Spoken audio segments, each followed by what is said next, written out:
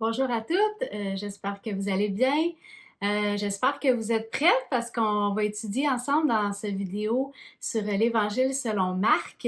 Je vous invite donc à prendre votre Bible, un crayon, des feuilles, un carnet de notes pour écrire. On va essayer d'étudier ensemble cet Évangile qui a été écrit par un homme qu'on va découvrir ensemble aujourd'hui. Donc, préparez-vous, tasse de café, thé, verre d'eau. On va regarder ça ensemble, mais juste avant, on va prier pour que Dieu puisse éclairer nos cœurs, nous diriger dans cette étude-là ensemble. Papa du ciel, Seigneur, toi qui es au contrôle de toutes choses, tu sais qu'on a besoin de ta parole. C'est la nourriture qui nous nourrit chaque jour, Seigneur, et on a vraiment besoin de se ressourcer en elle. Je te prie, Seigneur, qu'aujourd'hui, dans notre étude sur l'Évangile selon Marc, on puisse découvrir pas juste des nouvelles connaissances, mais vraiment qu'on puisse te découvrir, qu'on puisse apprendre c'est quoi le message que tu as pour nous au travers de ce livre-là. Pourquoi est-ce que ce livre-là a été écrit, Seigneur? Tu avais un but derrière tout ça, puis tu veux toucher nos cœurs, tu veux nous parler par ta parole. Et je te prie, Seigneur, qu'on puisse être à l'écoute, qu'on puisse être prête à recevoir ce message-là, qu'on puisse pas seulement le recevoir, mais le redonner à d'autres et le mettre en pratique dans nos vies, Seigneur. Merci pour ta parole et tout ce qu'elle contient, Seigneur. Amen. Je ne sais pas si vous avez déjà, à la rentrée scolaire de vos enfants, acheté des crayons pas aiguisés, des crayons à la mine. Souvent, là, dans la liste scolaire que les écoles nous demandent, il faut acheter des crayons, des 3-4 paquets de crayons. Puis moi, ça m'est arrivé souvent d'acheter des crayons qui n'étaient pas aiguisés. Ça pouvait peut-être ressembler un petit peu à ça ici, là. Celui-là, il est plus magané qu'un neuf, là, mais un crayon pas aiguisé, c'est vraiment pas utile, hein? Quand on se rend compte qu'on n'a pas acheté le bon paquet de crayons, c'est un petit peu décevant de devoir tous les aiguiser parce que c'est long puis ça prend du temps. C'est un travail qui est pas difficile, mais qui est ardu quand même, là. C'est pas le fun d'aiguiser des crayons. Mais Dieu, je trouve que il fait un peu ça dans nos vies. Quand on vient à lui, on ressemble beaucoup à ce genre de crayon-là. On n'est peut-être pas très utile pour lui, on n'est peut-être pas les meilleurs crayons qui soient, là encore. Dieu, il veut nous façonner, il veut nous aiguiser pour qu'on soit utile pour lui, qu'on lui ressemble. Il veut qu'on ressemble plutôt à ce genre de crayon-là, qu'on soit vraiment des crayons qui sont utiles pour son œuvre. Puis on va voir que Marc a dû être aiguisé de cette façon-là. Dans sa vie, là, on va voir ensemble un peu les grandes lignes de sa vie, le peu de choses qu'on connaît de Marc, et on va apprendre ça ensemble que Marc a dû être façonné par Dieu. Il a dû apprendre des choses pour pouvoir être utile pour son œuvre. Mais souvent, on ressemble à ça. Moi, en tout cas, dans ma vie de tous les jours, ça ressemble souvent à ça, ma façon d'être. Je suis un crayon qui est pas très beau puis il est pas très, très utile. Mais on va apprendre ensemble comment on peut être utile au travers du livre de Marc. Donc moi, j'ai le mandat de vous parler de ce merveilleux évangile qui a été écrit il y a plusieurs centaines d'années. Et j'ai divisé mon travail, mon message en deux aspects. Donc, en premier, on va voir le contexte du livre, tous les petits détails qui entourent, là, comme l'auteur, les destinataires, le lieu, que ça a été écrit, là, tous ces détails-là. Puis ensuite, on va faire un survol rapide du contenu même du livre. Pour commencer, j'aimerais vous lire la ligne mélodique de ce livre-là. Le comité des femmes de Sola ont travaillé très fort pour écrire cette belle description du livre. Une ligne mélodique, dans le fond, c'est une phrase qui va résumer l'ensemble du livre, ses grandes doctrines, ses grands thèmes. Quand on va lire cette ligne-là, on va vraiment savoir à quoi ce livre fait référence, c'est quoi son message. Donc, on va le lire ensemble. Jésus-Christ est le Fils de Dieu, le roi attendu et le serviteur souffrant qui est venu donner sa vie en rançon. Il nous demande de le suivre en portant notre croix et en dépendant de lui avec persévérance. Donc ça, c'est vraiment la ligne qui va nous diriger dans toute notre étude. Je voulais qu'on la lise en premier pour qu'on se mette dans le contexte, mais on va la relire ensemble quelques fois durant mon message. Donc, pour commencer, le contexte et l'arrière-plan du livre. Donc, les auteurs du livre, j'ai un S à auteur parce qu'il y en a plusieurs dans ce cas-ci.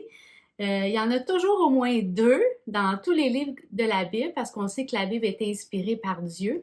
Dieu est l'auteur principal derrière tous les livres de la Bible. Mais dans ce cas-ci, il y a deux autres auteurs qu'on peut voir qui ont vraiment influencé la rédaction de ce livre-là.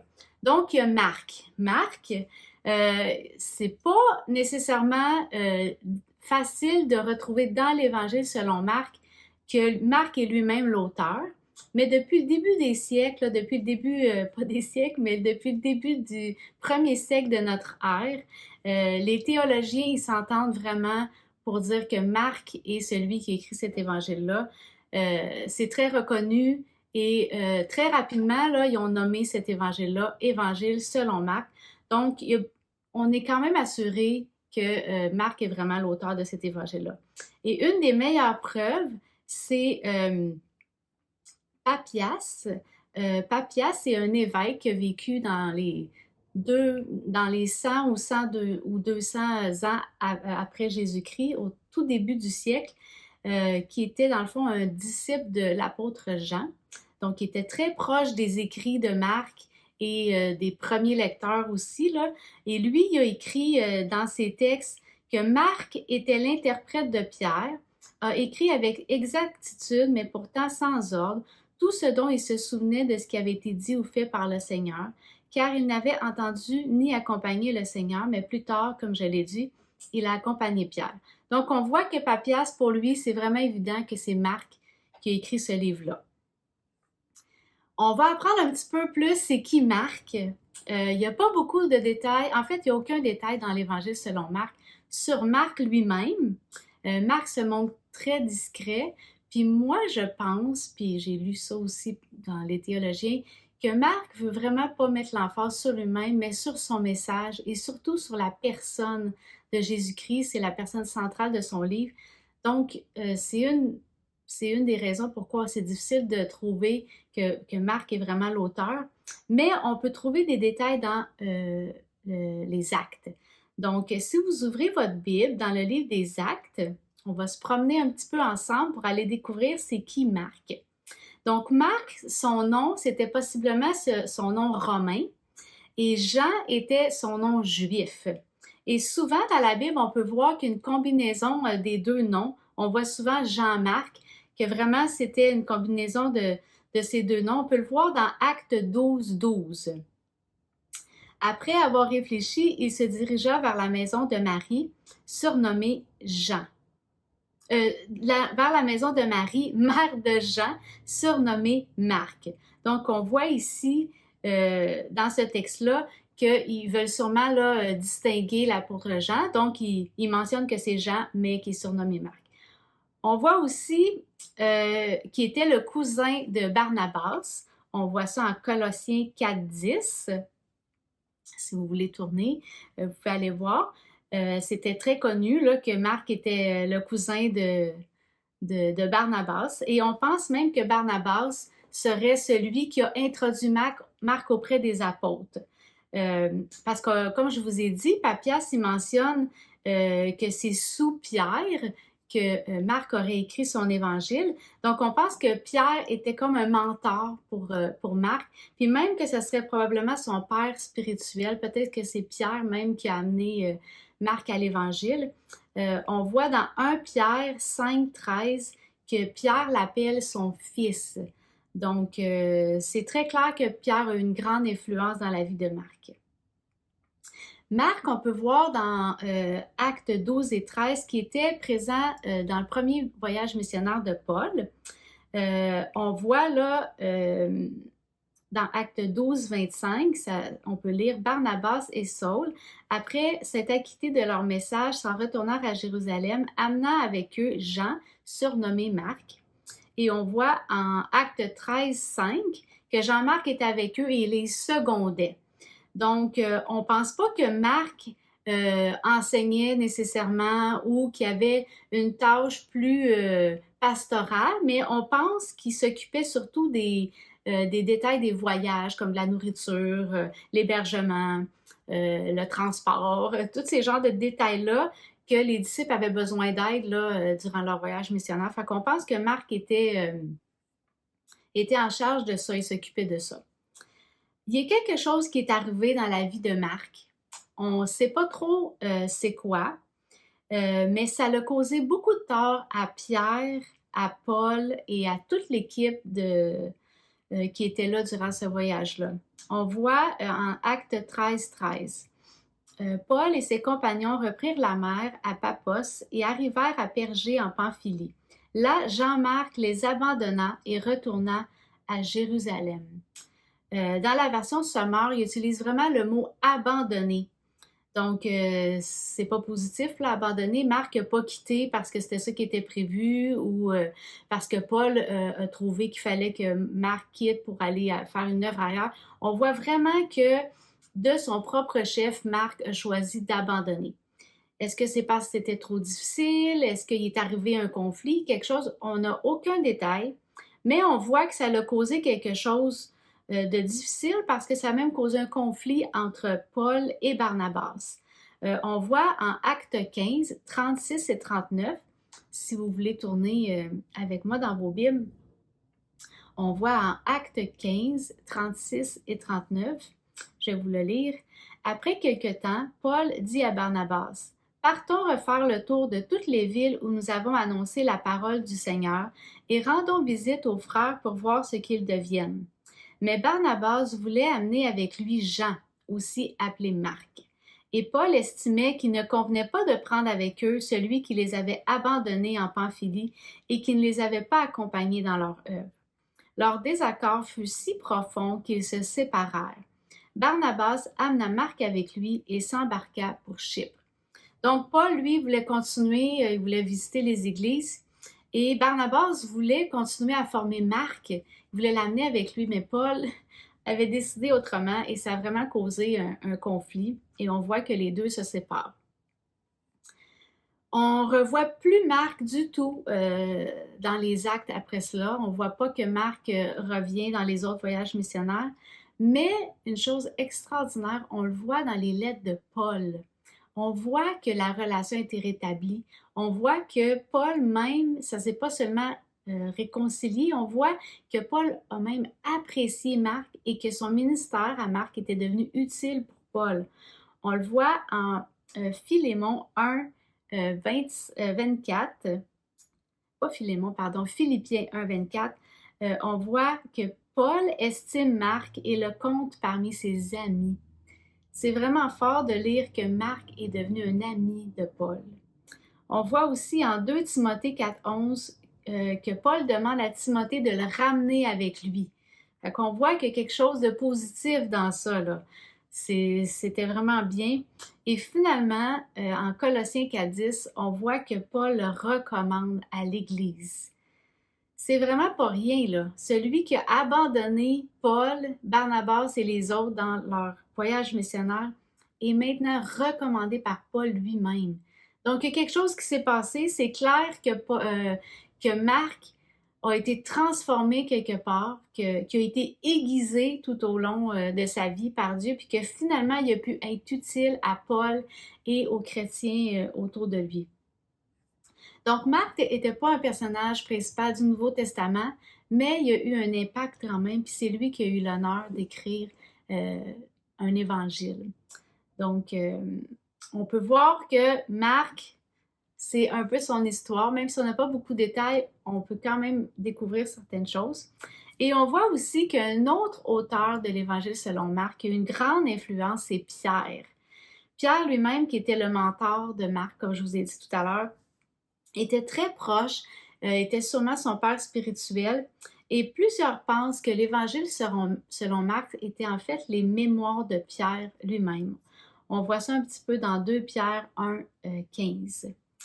Aussi, tantôt, comme je vous ai lu là, les écrits de Papias, Papias mentionne que c'était sous Pierre que Marc écrivait son évangile. C'était comme des histoires racontées par Pierre. Donc, avec tout ça, on peut juste s'imaginer que Pierre a dû prendre du temps avec Marc dans ses voyages missionnaires ou quand il passait du temps avec lui, en voyageant ou en prenant même ses repas ou en passant du temps avec lui, comment Pierre a dû raconter l'histoire. J'aimerais tellement ça, avoir été un petit oiseau, puis voir comment Pierre devait être ému de raconter tout ce qu'il avait vécu et tout ce que le Seigneur a fait pour lui au travers de toutes les histoires. Ça devait être vraiment touchant et impressionnant de voir ça. J'imagine que Pierre devait être un peu humilié de raconter ça, puis d'être émotif en se rappelant tout ce que le Seigneur avait fait. Donc, ça, c'était les auteurs. Euh, Maintenant, l'année de rédaction, c'est difficile d'être très précis parce que, comme vous savez, il n'y a pas de détails précis dans l'Évangile même. Mais les historiens et les théologiens s'entendent vraiment pour dire que c'était écrit dans les années 60-70, environ 30-35 ans après l'ascension de Jésus. On pense ça parce que c'est assez clair que ça aurait été écrit proche de la mort de Pierre, et Pierre est mort en 64. Euh, donc, c'est pas évident de savoir ça. Il y a plusieurs théories, les gens pensent différentes choses à ce propos de ça, mais c'est quand même assez reconnu que ça serait dans ces années-là. On pense aussi que Marc serait le premier évangile à avoir été écrit et que Matthieu et Luc auraient utilisé l'évangile de Marc pour écrire leur propre évangile et que Jean aurait été écrit beaucoup plus tard. Euh, donc, c'est ça. Ce qui est important de savoir, puis je vais en parler un petit peu plus tard dans mon message, c'est que Marc a écrit cet évangile-là dans ces années-là et c'était durant le règne de l'empereur Néron. Cet empereur-là, il a régné entre les années 54 et 68 et Néron était vraiment un empereur qui était très difficile pour les chrétiens. Il a amené beaucoup de persécutions. Les chrétiens étaient battus, maltraités, souvent tués par Néron. Et on va voir ça aussi un petit peu plus tard dans le contexte. Le lieu de rédaction, on pense que ça a été écrit à Rome, possiblement en Italie. Et on n'a pas beaucoup de détails sur le lieu, mais on pense vraiment que c'était écrit dans ces endroits-là. Destinataire. Ça aussi, c'est pas très clair. Marc n'est pas très clair. Il fait pas de lien direct dans son évangile, mais on peut quand même, avec certains détails, découvrir que Marc écrivait à des non-juifs. Il écrivait probablement des chrétiens et aussi des non-croyants, mais spécifiquement à des non-juifs de Rome.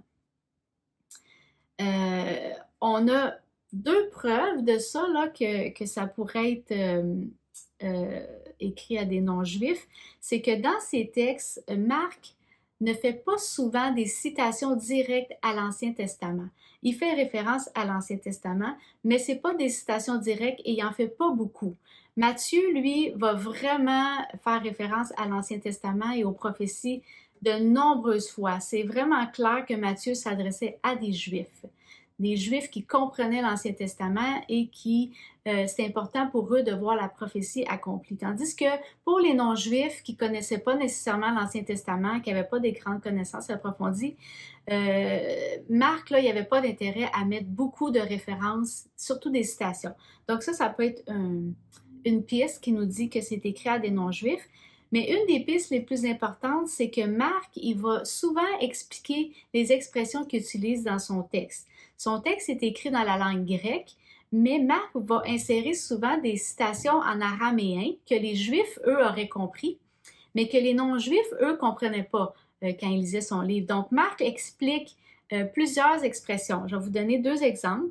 Dans Marc 3, 17, ça dit Jacques, fils de Zébédée, et Jean, son frère, auquel il donne le nom de Boanerges, ce qui signifie fils du tonnerre. Alors, on voit que Marc prend la peine d'expliquer qu'est-ce que ce mot-là veut dire. On voit aussi en Marc 5, 41, il prit la main en disant Talitha Koumi, ce qui signifie jeune fille, lève-toi, je te l'ordonne. Alors Marc, il prend la peine là, d'expliquer comme ça les expressions que les Juifs, eux, auraient compris.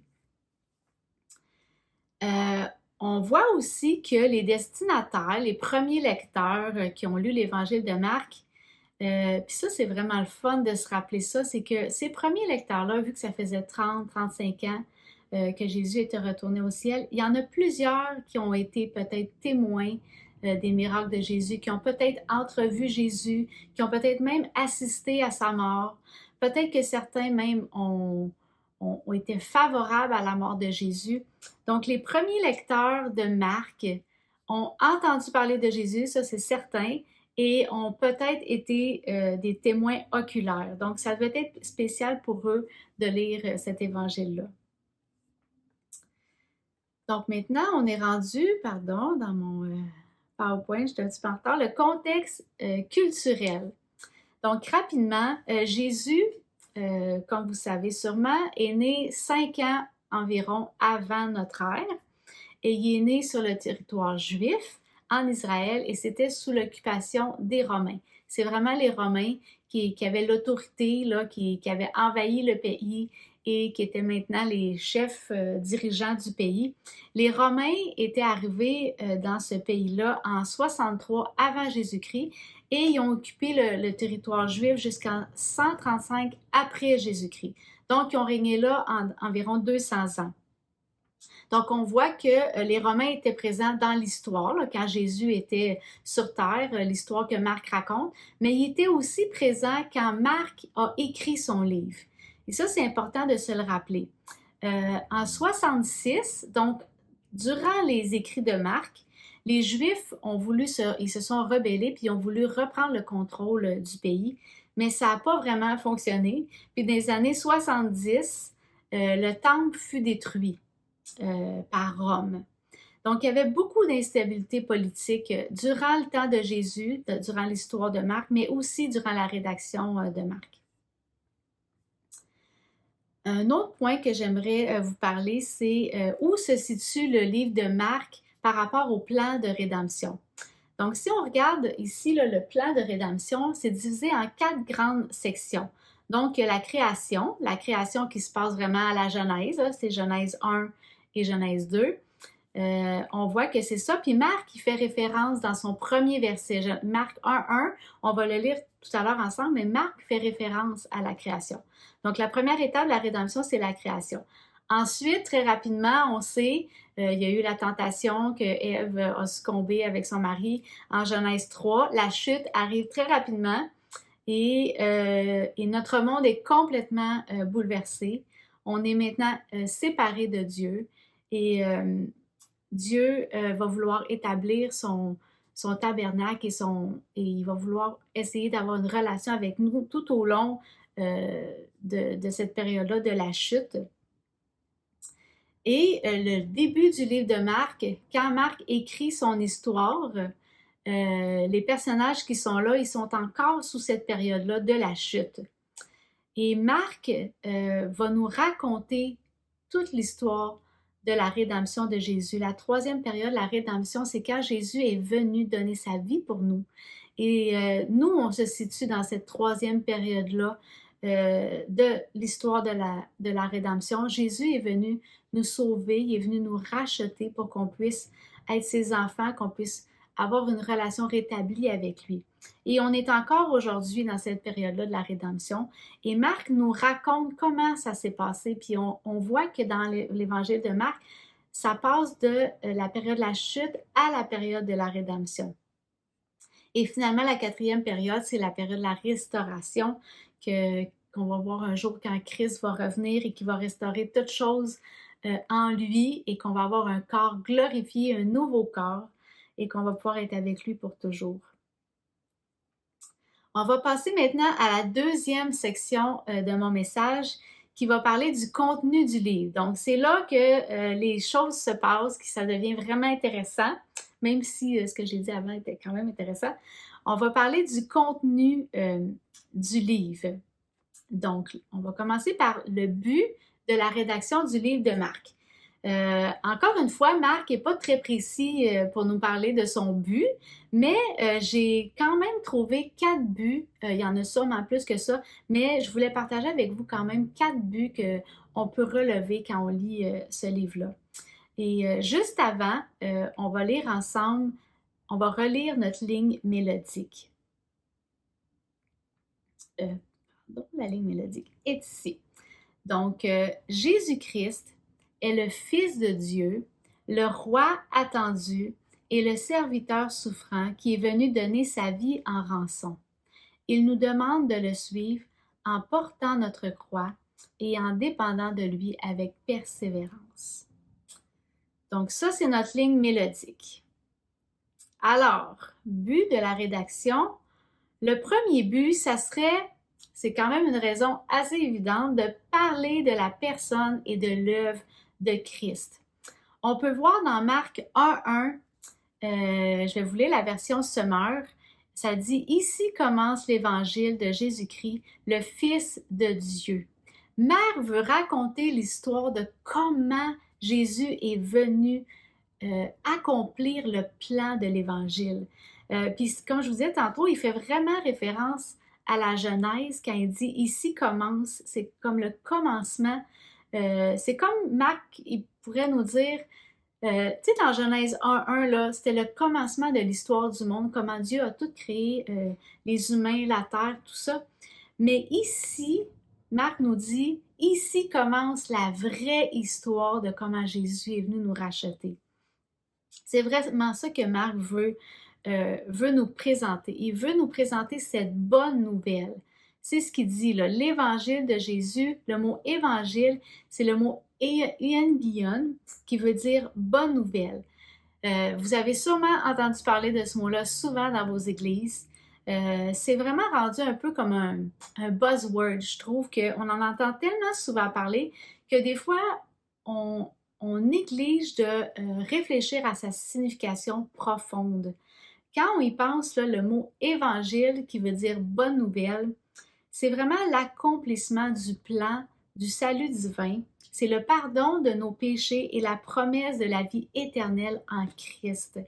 Et c'est vraiment le message de Marc. Marc veut nous parler de Jésus, de ce qu'il est venu accomplir pour nous, et il veut nous parler de ce message, le message qui nous transforme. Marc aussi nous dit que tout ça est arrivé par le Fils de Dieu. Dans Marc 1.1, il nous dit que c'est par le Fils de Dieu. Marc établit clairement qu'il croit que Jésus est le Fils du Dieu vivant, du Dieu créateur, le Dieu divin qui est venu du ciel. Et ça, c'est important de le reconnaître parce que dans ce temps-là, puis encore aujourd'hui, beaucoup de gens croient que Jésus était un prophète qui est vraiment venu, qui a vraiment existé, mais les gens ne croient pas que Jésus est le Fils de Dieu et qui a pu faire tout ça pour nous. Et c'est important de reconnaître que Marc établit tout de suite sa théologie pour nous dire qu'il croit que Jésus est vraiment cette personne-là qui peut accomplir cette œuvre-là pour nous.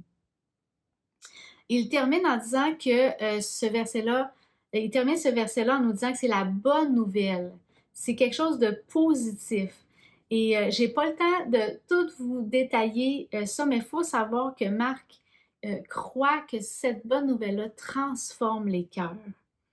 Et ça concerne les croyants de ce temps-là. Les premiers lecteurs qui ont lu ce livre-là, Marc voulait vraiment qu'ils comprennent ça, mais c'est aussi pour nous. Marc veut qu'on place notre confiance en lui. Il veut qu'on croie que son message, le message de Jésus-Christ va encore nous transformer aujourd'hui. C'est ça qu'il va démontrer tout au long de son livre. Deuxième raison pourquoi Marc a écrit ce livre-là, c'est pour garder une trace des détails de toute l'histoire de ce que Jésus a fait, de la croix et de son impact dans le monde. On pense, comme je vous ai dit, que Marc serait le premier évangile à avoir été écrit. Et 30 ans plus tard, là, les témoins oculaires, les gens qui ont vécu avec Jésus, ils devaient tranquillement là, décéder. Et probablement que ça se faisait urgent là, d'avoir une trace écrite de ce qui s'était passé pour ne pas oublier, puis que ça serve aussi comme témoin oculaire de ce que Jésus avait réellement fait. Donc, un des buts de l'Évangile selon Marc serait vraiment d'avoir une trace de ce que Jésus a fait pour nous.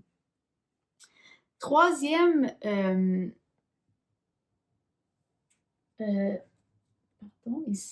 troisième but de Marc en écrivant son évangile serait d'encourager les chrétiens qui font face à la persécution. Comme je vous ai dit tantôt, le Marc a écrit son livre durant la persécution de l'empereur Néron. On sait qu'en 64, après Jésus-Christ, il y a eu un feu destructeur qui a duré 9 jours dans la ville de Rome. Ça a commencé le 18 juillet 64 et c'était vraiment là dans la ville de Rome, puis on pense que ça serait Néron lui-même qui aurait ouvert ce feu-là, qui aurait parti ce feu-là pour accuser les chrétiens, pour que les chrétiens puissent être condamnés à cause de ça. Il cherchait vraiment des façons de détruire les chrétiens.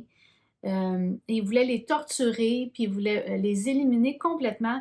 Donc, Néron a utilisé toutes sortes de tactiques pour vraiment terroriser et persécuter les chrétiens.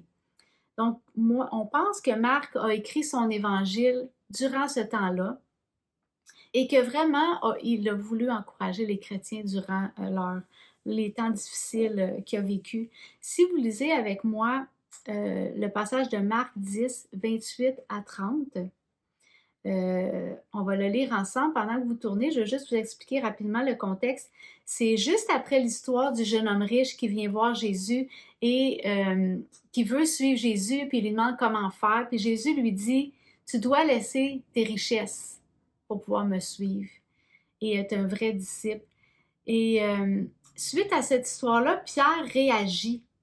Puis il dit, nous avons tout quitté pour te suivre. C'est comme si Pierre il disait, mais nous, là, c'est ça qu'on a fait, Jésus. On a laissé nos richesses, on a laissé toutes choses. Puis il dit au Seigneur, c'est ça que nous, on a fait. Puis ça continue au verset 29. Jésus lui dit, vraiment, je vous l'assure, si quelqu'un quitte à cause de moi et de l'Évangile, sa maison, ses frères, ses sœurs, sa mère, son père, ses enfants, et ses terres, il recevra 100 fois plus dès à présent des maisons, des frères, des sœurs, des mères, des enfants, des terres, avec des persécutions, et dans le monde à venir, la vie éternelle. Imaginez l'impact que ça devait avoir sur les premiers lecteurs quand ils lisaient ça. Jésus leur demande de tout quitter. Ils sont en train de vivre la persécution, puis c'est ce que Jésus leur demande, puis Marc écrit ça dans son évangile. Un autre texte qui est très percutant, c'est dans Marc 8, 34 à 35. Si vous voulez tourner aussi avec moi, je vais vous lire la version sommaire. Jésus appela la foule ainsi que ses disciples et il leur dit, « Si quelqu'un veut me suivre, qu'il renonce à lui-même, qu'il se charge de sa croix et qu'il me suive. » Les premiers lecteurs sont persécutés, il y en a qui meurent autour d'eux. C'est difficile et Jésus leur dit, renonce à toi-même, porte ta croix et suis-moi. Jésus continue, en effet, celui qui est préoccupé de sauver sa vie la perdra, mais celui qui perdra sa vie à cause de moi et de l'Évangile la sauvera. Imaginez le feu qui est là dans Rome, qui détruit tout. Les gens, ils meurent, ils sont persécutés. Et Marc écrit ça, renonce à toi-même. Marc voulait vraiment encourager les gens. Ce passage-là n'était pas fait pour les décourager. Il était fait pour les encourager. C'est pas fini, les amis. Persévérez, continuez. Finalement, un autre but que Marc avait pour écrire son évangile, c'est que Marc voulait inviter les gens à placer leur confiance en Dieu. Malgré toutes les incertitudes que ces gens-là vivaient, qui devaient fuir leur ville, leur maison, leur famille, leurs amis, Marc veut encourager les chrétiens à placer leur confiance en Dieu tous les jours. C'est quelque chose qu'on doit refaire jour après jour. Parfois, c'est d'heure en heure et de minute en minute. Quand on vit de la persécution, quand on vit des choses difficiles, on ne place pas notre confiance à Jésus seulement une fois dans notre passé. on doit placer notre confiance en lui tous les jours. Et c'est ce que Marc a voulu faire au travers de son évangile. On le voit partout dans son évangile. C'est vraiment un objectif que Marc avait. Donc, on parle des buts de la rédaction. Maintenant, on va parler de la structure du livre. Faire une structure de livre, c'est très subjectif. Chacun peut voir un livre d'une façon différente. On met souvent des emphases sur des choses différentes. Donc, c'est subjectif ce que je vous présente là, mais quand même, les théologiens, ils s'accordent assez pour dire qu'il y a 2 grandes sections dans le livre de Marc. Moi, je l'ai divisé ici en 4, mais on peut voir, là, vous allez voir qu'il y a quand même 2 grandes sections. Donc, l'introduction, chapitre 1, versets 1 à 13, on voit que Marc introduit son sujet, qui introduit le personnage principal et son message. Donc, on peut voir que c'est une introduction ici. Ensuite, dès le verset 14 du chapitre 1 jusqu'au verset 26 du chapitre 8, donc la moitié du livre de Marc, j'ai appelé ça ici le ministère puissant du serviteur souffrant. J'ai utilisé ce titre-là pour faire référence vraiment à notre ligne mélodique et au titre de la conférence qui est Le roi souffrant. Et c'est vraiment ce qu'on voit. Dans les 8 premiers chapitres, on voit que Christ est venu pour servir.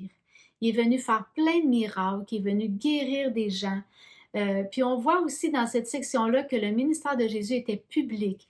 Jésus avait plusieurs disciples, il en a choisi 12, mais il y avait des centaines de gens qui suivaient Jésus. Et Jésus avait un ministère auprès de foules et il était suivi là, au travers tous ses voyages et toutes ces villes qu'il a visitées. Et ça se passait surtout en Galilée. Chapitre 28, versets 27 à 30, il y a un tournant spécial important qui est là. Il y a un passage clé où Pierre va identifier Jésus comme étant le Messie. On voit ça là, dans Marc 8, 29.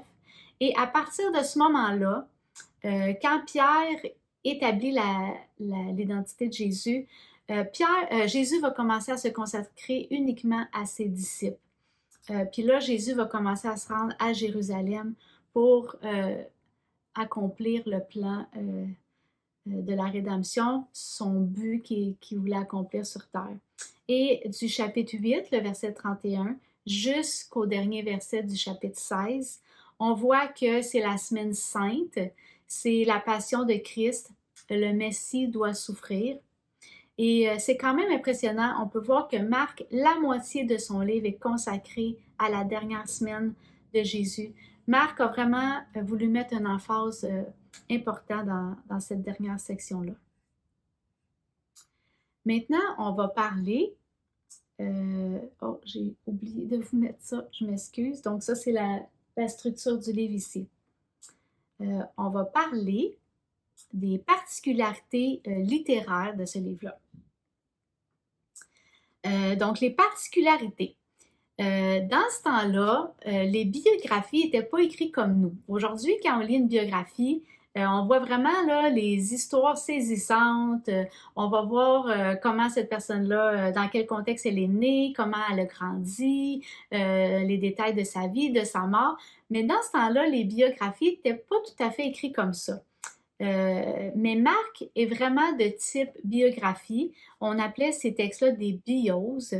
Et ces textes-là contenaient vraiment les éléments principaux de la vie d'une personne et ses enseignements aussi. Donc, il n'y avait pas nécessairement tous ces détails précis de toute la vie de la personne, comme nous, on peut lire les biographies aujourd'hui, mais ça correspondait vraiment à les enseignements principaux et aux éléments importants d'une vie d'une personne. Ce genre-là, biographique, était composé de récits et d'enseignements. On voit Marc qui est plutôt composé de récits. Il y a beaucoup d'histoires dans Marc et il y a très peu d'enseignements comparé aux autres évangiles. Il y a seulement 2 enseignements principaux dans le livre de Marc. Il y a la parabole sur le royaume au chapitre 4 et il y a un texte eschatologique pour encourager durant l'épreuve au chapitre 13. Mais c'est les 2 seuls grands enseignements de Jésus. Marc était souvent sous-estimé par les théologiens parce que c'est un livre qui est très court, il y a peu de détails. Marc, il s'attarde pas aux détails, il semble pas artistique. Même que Marc, là, comme je vous l'ai lu, Papias, là, il mentionne que les textes sont pas nécessairement chronologiques non plus. Comparé à Matthieu, Luc et Jean, Marc est pas très théologique. Il est théologique, mais comparé aux autres, il y a très peu d'éléments théologiques. Donc, Marc est souvent sous-estimé à cause de ces points-là. Mais Marc a vraiment un but en étant court. On va voir ça ensemble. Marc écrit des histoires qui sont très courtes, qui sont comme des petits clips, des fenêtres dans la vie de Jésus. Et c'est comme des collections d'histoires. On voit que Marc passe d'une histoire à l'autre très rapidement. Et c'est comme pour nous dévoiler qui est Jésus à travers toutes ces histoires-là. C'est pas les histoires elles-mêmes qui sont importantes. Dans Marc, on voit vraiment que les histoires pointent à Jésus et ce qu'il a fait. C'est une écriture qui est très simple, qui est très semblable à celle de l'Ancien Testament, qui n'a pas de flafla, il n'y a pas des mots compliqués. Marc voulait être accessible pour les gens de Rome, les non-juifs. Puis comme je vous l'ai dit, Marc voulait vraiment montrer que c'est Christ qui est au centre. C'est une écriture qui est très rapide, qui est effrénée.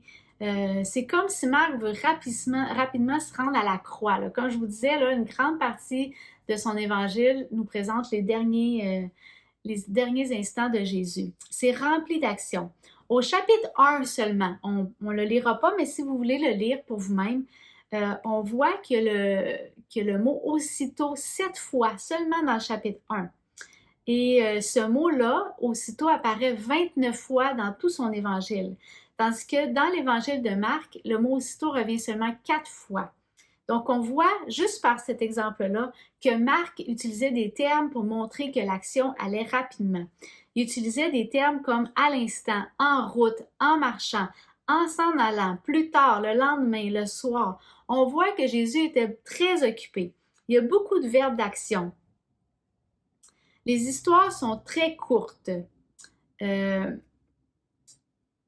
Ici, on voit dans le chapitre 1, il y a 3 éléments qu'on peut voir là, dans les 13 premiers versets. Donc, il y a la description de Jean-Baptiste. Marc prend 5 versets pour décrire Jean-Baptiste, alors que Matthieu va en prendre 12 et Luc va en prendre 19. Donc, on peut voir ici la différence, comment Marc est vraiment concis dans son écriture. On voit aussi le baptême de Jésus qui est décrit en 3 versets dans Marc, dans 5 versets en Matthieu et en Luc, 2 versets.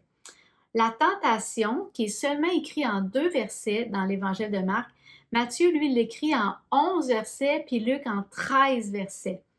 Donc, juste par les 13 premiers versets du livre, on voit que Marc prend pas le temps d'élaborer, c'est très rapide.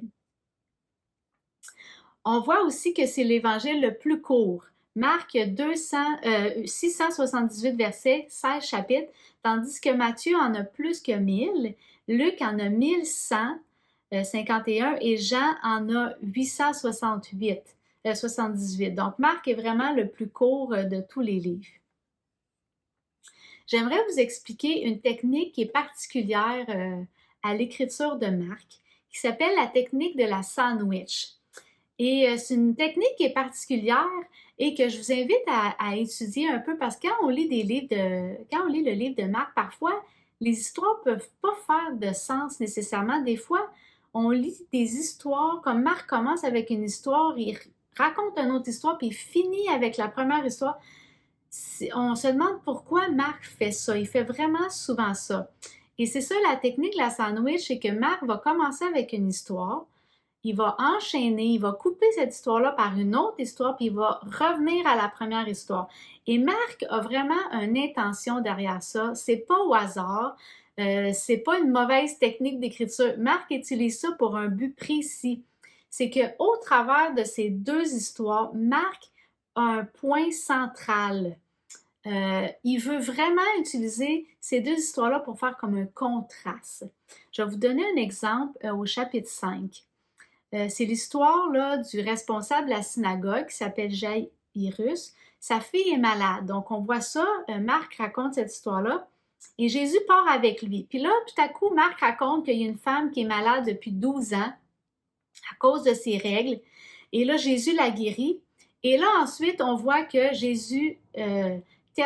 Marc termine l'histoire avec Jairus, et que la petite fille qui était morte est guérie aussi. Donc, Jésus veut nous montrer qu'il est plus fort que la maladie et que la mort. Et c'est vraiment le point de Marc dans cette histoire-là. Pourquoi il a combiné ces deux histoires-là ensemble? C'est pour nous montrer un point, un contraste.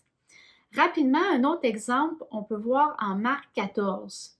On voit que au début de l'histoire, les autorités juives cherchent à tuer Jésus. Et sont vraiment désespérés. Là, on voit que Pâques est là, Pâques arrive dans 2 jours. Les Juifs sont vraiment découragés même de trouver une façon pour tuer Jésus. Et là, oups, c'est coupé par l'histoire de la femme qui vient déverser le parfum de nard sur la tête de Jésus. Et là, l'histoire du parfum termine et ça revient aux autorités qui trouvent enfin une façon de tuer Jésus par Judas. Judas, en ayant assisté au parfum qui était déversé sur Jésus, va aller voir les autorités par la suite, puis il va participer à la condamnation et à la trahison de Jésus. Mais ces deux histoires-là ensemble entrent en contraste. C'est le contraste de l'amour de la femme pour Jésus, puis de la haine que les autorités ont envers Jésus. Il y a comme un contraste qui est là. Donc, la technique de la sandwich est très intéressante, puis je vous invite à la découvrir dans le livre de Marc. On va maintenant terminer notre étude en parlant des thèmes principaux du livre de Marc. Il y en a plusieurs thèmes, et là, par manque de temps, et aussi parce que je voulais vraiment nous concentrer avec la ligne mélodique que je vous ai lu plusieurs fois et qu'on va relire, je veux qu'on se concentre sur 2 thèmes principaux. On va relire, juste avant de vous dire ces 2 thèmes principaux, notre ligne mélodique. Donc, Jésus-Christ, qui est le Fils de Dieu, comme on a vu, est le roi attendu, et le serviteur souffrant qui est venu donner sa vie en rançon. Il nous demande de le suivre en portant notre croix et en dépendant de lui avec persévérance. Donc, cette phrase est très riche, puis on va ressortir ensemble quelques points. Puis nos 2 points principaux, c'est le serviteur souffrant. On voit vraiment que Jésus est venu pas pour être glorifié, mais pour nous servir. On va élaborer ça ensemble. C'est le premier thème qu'on va regarder. Puis ensuite, le deuxième thème, c'est que Jésus nous demande de le suivre. Donc, on va voir que Jésus a fait quelque chose pour nous et qu'ensuite, il nous demande de faire quelque chose en retour. Donc, le premier thème, comme je viens de le mentionner, c'est le serviteur souffrant, ce que Christ a fait pour nous. Si on relit notre ligne mélodique, ici, donc le Fils de Dieu, dans Marc 1.1, on le voit, je l'ai mentionné tantôt, le Fils de Dieu, le Créateur du monde, le Fils unique du Père, celui qui contrôle sur toute chose, qui vivait dans le ciel, dans la pureté, qui était saint, juste, éternel. C'était le roi tant attendu, dont l'Ancien Testament a parlé pendant plusieurs centaines d'années et que les Juifs attendaient la venue avec impatience. Ce roi-là qui est venu n'est pas venu comme le roi que les Juifs voulaient, il est plutôt venu comme un serviteur. Les Juifs s'attendaient vraiment à avoir un roi victorieux, un peu comme quand David est venu sauver le peuple de Goliath. David est venu triomphant, il a libéré le peuple de l'oppression de Goliath. Il est vraiment venu de façon positive, victorieuse, c'était grandiose. Ça ressemblait aussi un peu aux juges qui venaient libérer le peuple. Le peuple, là, dans le livre des juges, on le voit, il y a un pattern que le peuple s'éloigne de Dieu, il adore des idoles, ils font toutes sortes de péchés, ils s'éloignent de Dieu, et là, à un moment donné, ils sont oppressés par d'autres peuples autour d'eux, et ils crient finalement à Dieu, et Dieu va leur envoyer des juges, des sauveurs, et qui vont libérer le peuple. Et c'était toujours victorieux, c'était toujours d'une façon un peu comme une guerre qui est gagnée dans le fond. Et les Juifs s'attendaient à ça. Mais Jésus n'est pas venu comme étant un roi victorieux comme au sens que eux s'attendaient. Il est plutôt venu comme un homme souffrant. On le voit là au travers tout le livre de Marc, mais on le voit en Marc 8, 31. En Marc 8, 31, on peut lire « Et il commença à leur enseigner que le Fils de l'homme devait beaucoup souffrir, être rejeté par les responsables du peuple, les chefs des prêtres et les spécialistes de la loi. Il devait être mis à mort et ressuscité 3 jours après. » On voit très clairement que Jésus identifie qu'il va souffrir. Et là, Pierre, tout de suite après, on voit que Pierre est pas d'accord avec ça. Lui, il aimerait vraiment ça, avoir un sauveur victorieux. Et Pierre lui dit, ça n'a pas de sens. Tu peux pas être comme ça, Jésus. Tu peux pas vivre toute cette souffrance-là. T'es notre espoir. On place notre espoir en toi. On veut que tu nous libères des Romains. C'est un peu tout ça qu'il disait là, dans sa phrase. Mais Marc nous dit que Christ a choisi de servir. Et c'est très, très présent dans l'Évangile de Marc. Dans un autre passage, on voit aussi que Christ a choisi de servir. C'est quand Jacques et Jean, les 2 frères, ont demandé à Jésus d'être à la gauche et à la droite de Christ dans la gloire. Puis là, Jésus va leur répondre. C'est extraordinaire comme réponse. Jésus leur dit dans Marc 10, 43-45, « Si quelqu'un veut être plus grand parmi vous, qu'il soit votre serviteur. Et si quelqu'un veut être le premier parmi vous, qu'il soit l'esclave de tous. Car le Fils de l'homme n'est pas venu pour se faire servir, mais pour servir et donner sa rançon pour beaucoup. » Donc, Christ nous a vraiment montré un exemple de comment il est venu servir et comment il nous demande aussi de servir. Christ a revêtu l'humanité et il a été un serviteur pour nous, puis on peut le voir de plusieurs façons. Comme je viens de le dire, il a revêtu sur lui l'humanité.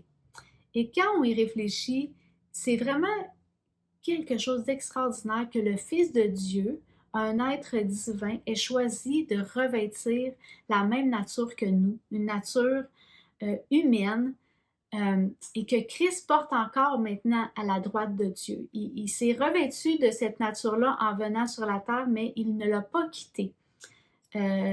Donc, Jésus a vécu ça en venant sur la terre. Et tout ça engendrait plusieurs choses.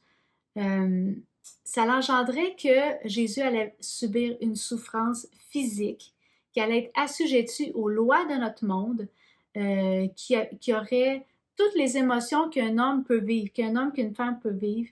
Il a vécu le froid, la faim, la chaleur, il a souffert physiquement, émotionnellement. Il a été triste, il a vécu de la compassion, de la joie. Jésus a vécu les mêmes souffrances physiques que nous. Jésus aussi, il s'est soumis en étant obéissant aux autorités autour de lui. On le voit là dans l'Évangile selon Marc, que dans le jardin, il se laisse prendre par les gardes. Et Jésus n'a pas d'autorité à ce moment-là. Il laisse vraiment les gardes avoir autorité sur lui. Il subit des interrogations par les Juifs et par Rome juste avant sa mort. Et Jésus se laisse faire. Il prononce à peine quelques mots. Il se laisse diriger par les autorités qui sont autour de lui. Il se laisse fouetter et clouer à la croix par ceux qui sont là. Et d'aucune façon, Jésus va utiliser sa puissance pour s'éloigner de ça. On sait que Jésus l'a fait parce que c'est ce qu'il devait faire pour venir nous sauver, mais il a quand même choisi de se soumettre aux autorités. Jésus aurait pu vivre une vie humaine sans souffrance physique, mais il a choisi de le faire parce qu'il voulait souffrir comme nous. Il voulait être un homme, il voulait revêtir l'humanité comme nous. On le voit dans Marc 10, 43-45. Le Fils de l'homme n'est pas venu pour se faire servir, mais pour servir et donner sa vie en rançon pour beaucoup. Christ a choisi de venir de cette façon-là pour nous. Sommes-nous encore émerveillés par ce roi qui règne sur le monde et qui est venu souffrir pour toi aujourd'hui? Est-ce qu'on est encore touché par ça? Est-ce que quand on se lève le matin, c'est ce qui vient nous bouleverser? Que le roi du monde, le Dieu saint, le Dieu parfait, est venu souffrir pour nous, est venu nous servir. C'était le premier thème de l'Évangile selon Marc. Mais on voit aussi un deuxième thème, que Jésus nous demande de le suivre. Le serviteur souffrant nous invite à porter notre croix, à le suivre. C'est la part que Jésus nous demande. Ici, là, ça serait vraiment facile de mettre l'accent sur notre devoir en tant que chrétien, puis de mettre une culpabilité sur vous. Ça serait très facile qu'on devienne triste et découragé de ce qui est lourd et difficile dans notre vie. Je pourrais mettre un fardeau sur vous, et même que vous pourriez vous-même vous mettre un fardeau en lisant tous ces passages-là dans l'Évangile selon Marc. Mais j'aimerais nous faire réaliser que oui, c'est vrai que Dieu veut qu'on porte une croix, qu'il renonce à nous-mêmes. Et oui, ça va être difficile. On l'a lu, là, qu'il va y avoir de la persécution. Mais il faut se rappeler que Jésus a porté sa croix avant nous et qu'il veut porter notre croix avec nous. On n'est pas seul. On voit dans les évangiles que le fardeau de Jésus est léger. Il est doux et léger. Ce fardeau-là, oui, il est difficile, mais si on laisse Jésus le porter avec nous, c'est comme ça que son fardeau peut être doux et léger pour nous.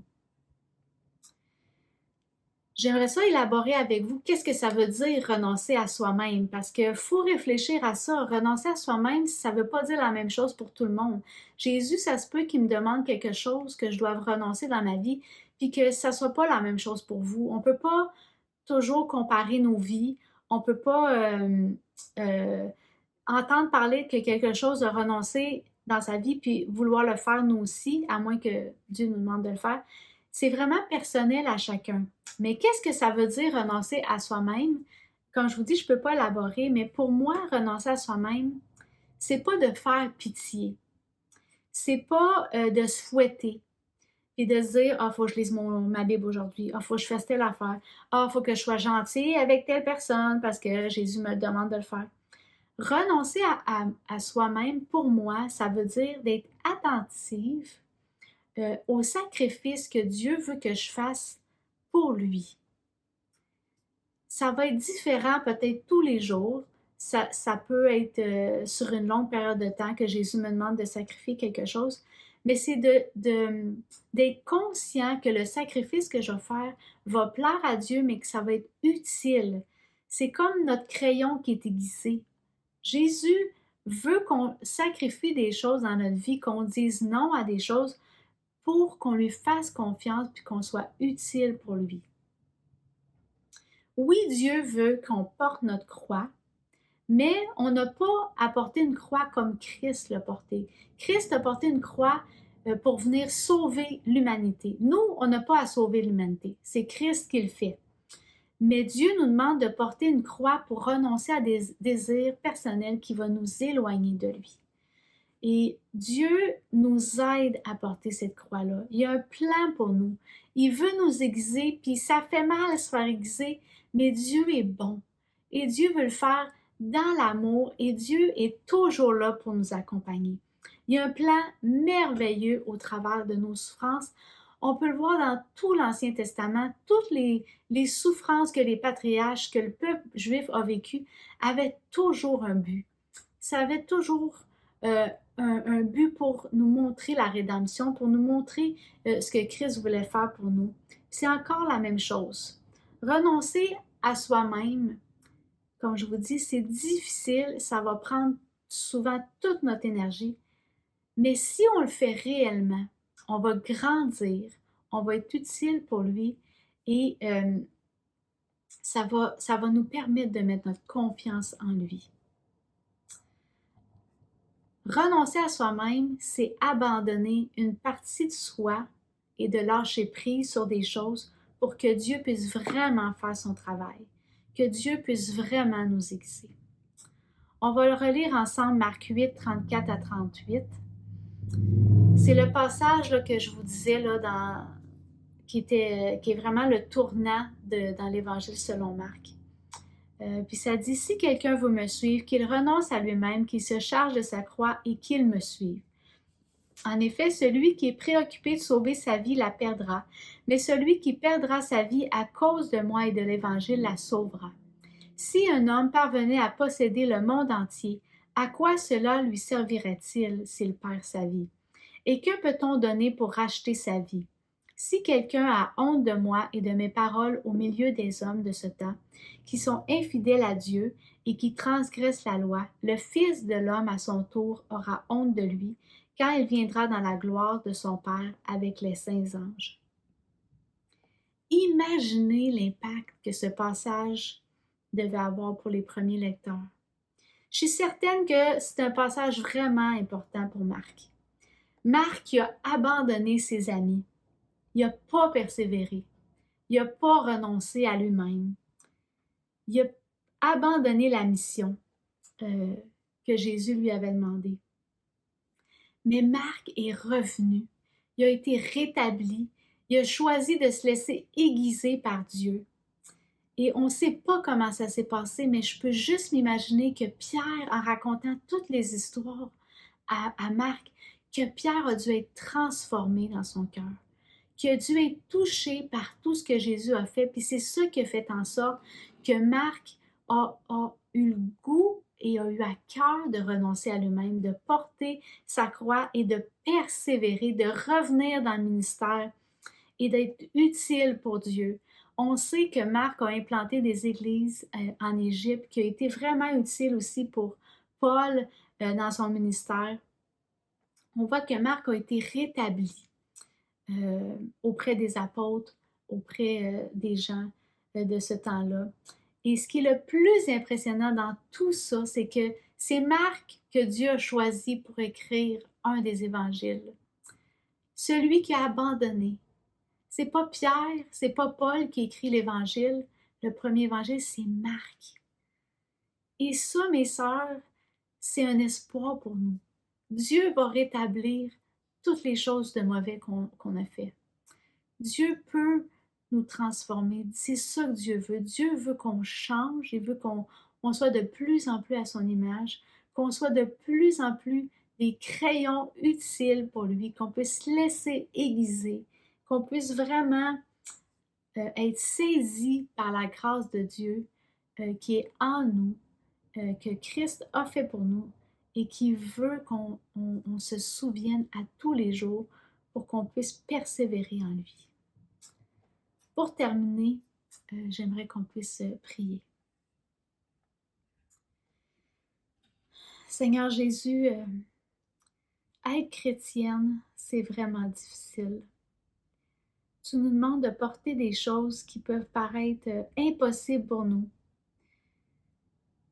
Des fois, tu amènes des choses dans nos vies qui sont tellement difficiles qu'on ne pense pas être capable de persévérer jusqu'à la fin. Mais Seigneur, tu portes cette croix-là avec nous. Marc nous montre que tu as été le serviteur souffrant, que tu es venu nous servir, que tu as porté ta croix, que tu es allé jusqu'au bout. Et tout ça nous montre que c'est ce qu'on doit faire. On doit persévérer avec toi, en toi, Seigneur. Aide-nous à persévérer. Aide-nous, Seigneur, à être des serviteurs utiles pour toi. Aide-nous à accepter de se laisser aiguiser, même si ça fait mal, même si c'est terrible. Je peux juste m'imaginer comment les chrétiens qui ont lu l'Évangile de Marc, les premiers lecteurs, Seigneur, comment ils ont dû expérimenter des choses atroces, mais tu n'as pas utilisé ces souffrances-là en vain, Seigneur. Tout ça a été utile pour toi. On sait que ces souffrances-là ont permis que les églises puissent grandir parce que les chrétiens de Rome ont fui Rome et ont été s'établir dans toutes sortes de pays. Et il y a plein d'églises qui ont pu être établies à cause de ça, Seigneur. Et on voit que tu utilises nos souffrances. Je te prie, Seigneur, qu'on puisse se rappeler que tu nous aimes et que tout ça n'est pas en vain. Aide-nous, Jésus, à placer notre confiance en toi, comme Marc nous le dit si bien dans son évangile. Amen.